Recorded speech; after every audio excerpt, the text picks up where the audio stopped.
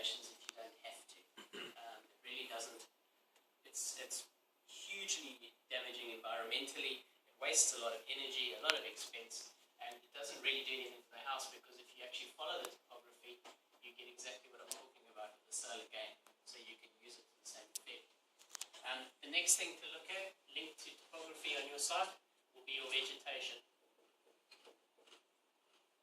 So maybe if you're lucky, or you bought the right section, you will have some trees on the site, and ideally, wherever a tree is, try and use the tree where you can, try and avoid it if you can, and try and keep it wherever possible. Trees create microclimates, they create oxygen, they create sheltered spaces. You can get trees that are deciduous. In winter, if we've got a house, we can actually use that tree. So our house is sitting over here, and we've got a big tree on the north side. In the summer, that tree will provide shade, and in winter, when it's just sticks, we'll get the sun in, and we can use that sunlight and the warmth for our house. So we can actually use trees as a kind of summer-winter filter in lieu of mechanical things like blinds and curtains and awnings and all the other stuff. So wherever you can, use trees.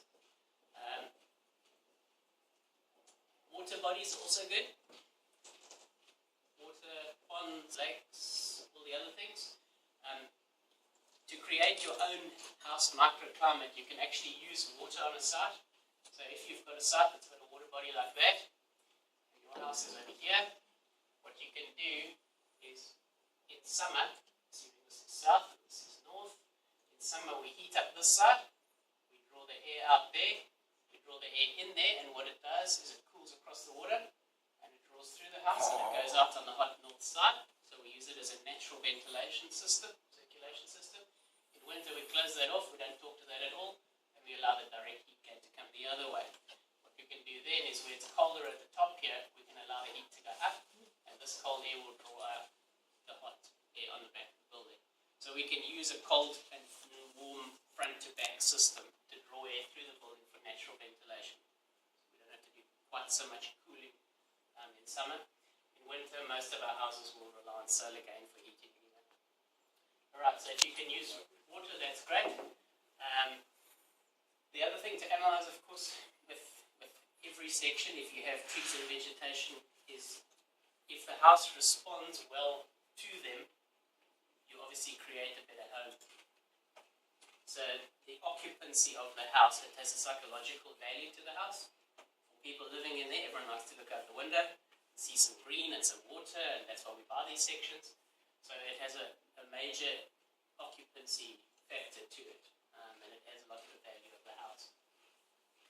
Right, so to get back to our plan form, in a little bit more detail, what we would do, I'm going to draw this way now, to kind of use space.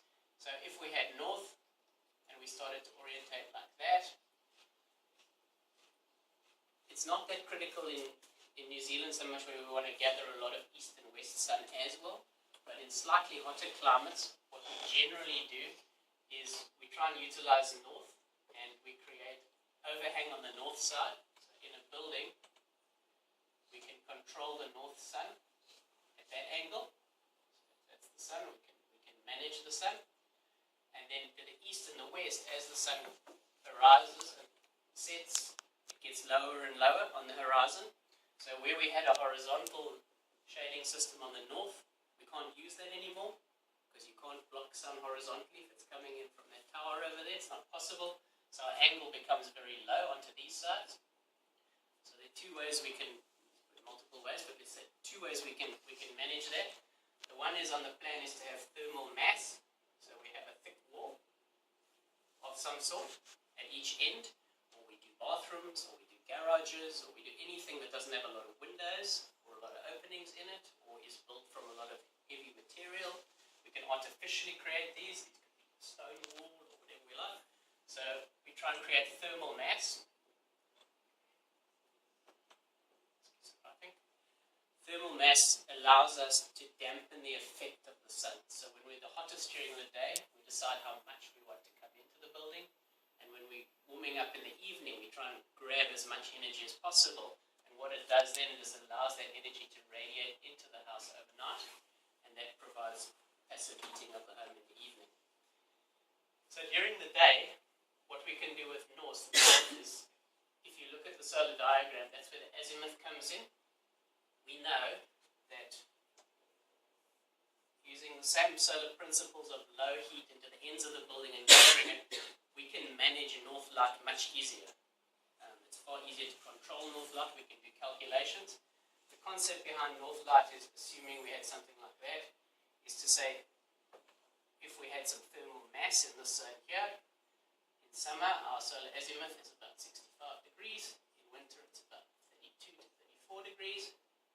So you can see the difference. In summer, we can block out half the heat with shading. Right? In winter, we allow that heat to penetrate as much as possible.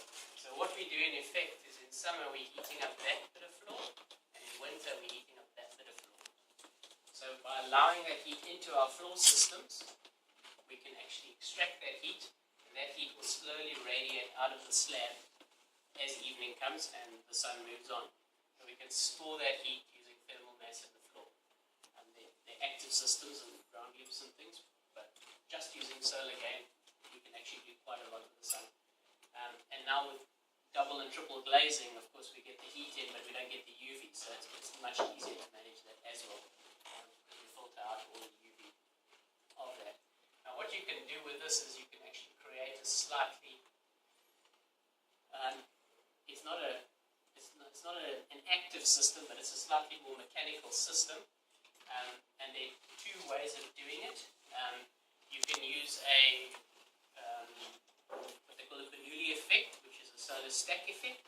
So on the north side, what we can do is we create a piece of glass that looks like that.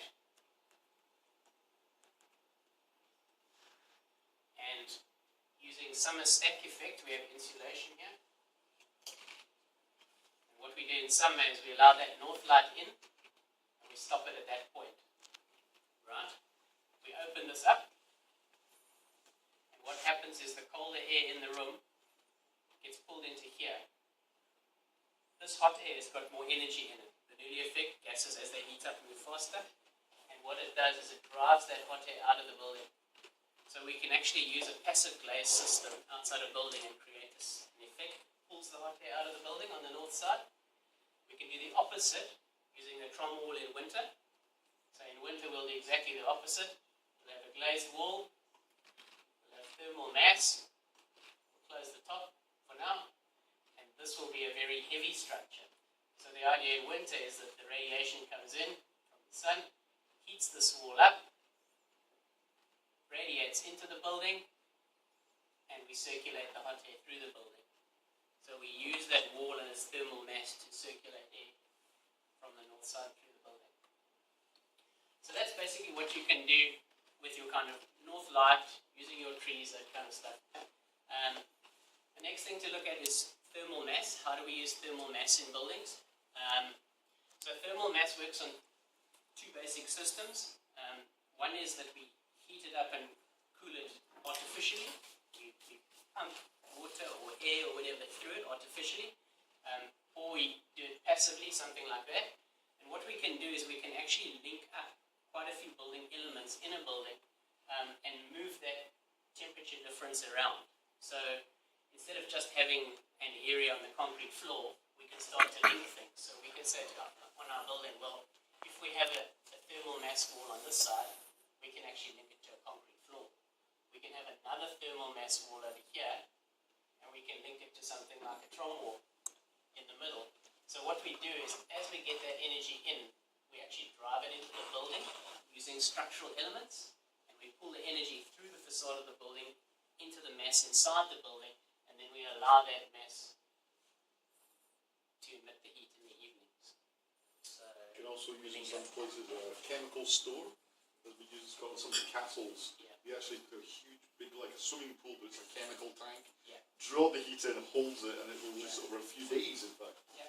So the other way you can do that naturally with water. If you can create an artificial space. You can create an artificial water zone, right, to your house. So